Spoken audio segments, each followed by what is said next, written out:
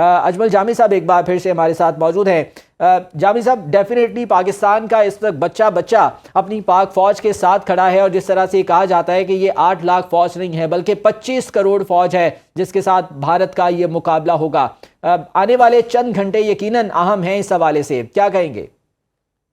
بالکل اہم ہے۔ ابھی ترجمان پاک فوج کو ہم سن رہے تھے، انہوں نے بتایا کہ جواب دیں گے اور بھرپور جواب دیں گے، اور میری اطلاعات یہ ہیں کہ جواب کا آغاز ہو چکا ہے۔ انتظار فرمائے مودی سرکار کی جواب کیسا ہوگا۔ ابھی تک کی جو اطلاعات ہیں، پاکستان برملا دنیا کو آگاہ کر رہا ہے کہ یہ مسجد ہے مظفر آباد میں شوائی کے قریب، وہ شہید ہوئی ہے پارشلی، ایک معصوم بچی وہاں پہ شدید زخمی ہے۔ اس کے علاوہ 5 مختلف مقامات ہیں، کوٹلی، احمد پور شرقیہ، مظفر آباد، باغ اور مرید کے، جہاں رات کے اندھیرے میں انہوں نے یہ حملہ کیا ہے۔ ان کی اپنی ڈیفنس منسٹری نے جو آپریشن سندور کا نام رکھا ہے، جو ابھی سندور بھرنا ہے، ہم نے ان کی مانگ بھرنی ہے، انشاءاللہ خون سے بھریں گے اور جلد بھریں گے۔ اس آپریشن میں انہوں نے خود کہا ہے کہ 9 میزائل ہم نے داغے ہیں۔ یعنی اس قدر ہمت نہیں ہوئی کہ یہ آنکھوں میں آنکھیں ڈال کے پاک فوج کا سامنا کرتے، فوجی جوانوں کا سامنا کرتے۔ کچھ نہ سوجا تو معصوم شہریوں کو رات کے اندھیرے میں فضائی میزائل سے شہید کیا ہے، مساجد کو نقصان پہنچایا ہے۔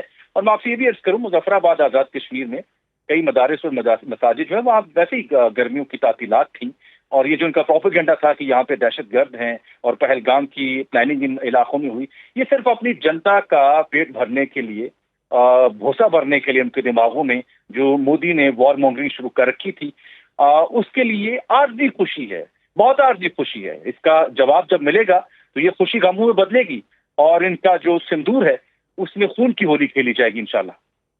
جامی صاحب، یہ بھی کہا جا رہا تھا کہ چونکہ انڈیا میں الیکشنز جب ہوتے ہیں تو اس طرح کے سٹنٹس مودی سرکار کی جانب سے کیے جاتے ہیں، اور ابھی غالباً بہار کے الیکشنز جن کے لیے تیاریاں کی جا رہی تھیں، تو اب تو وہاں پر یقیناً بہت بڑا نقصان ہونے والا ہے مودی کو اب۔ جی بالکل، اس میں میرے پاس یہ اطلاع بھی ہے کہ باولپور کے علاقے میں، اس کے سراؤنڈنگز میں ایک انڈین جو طیارہ ہے اس کے مار گرائے جانے کی بھی اطلاع ہے۔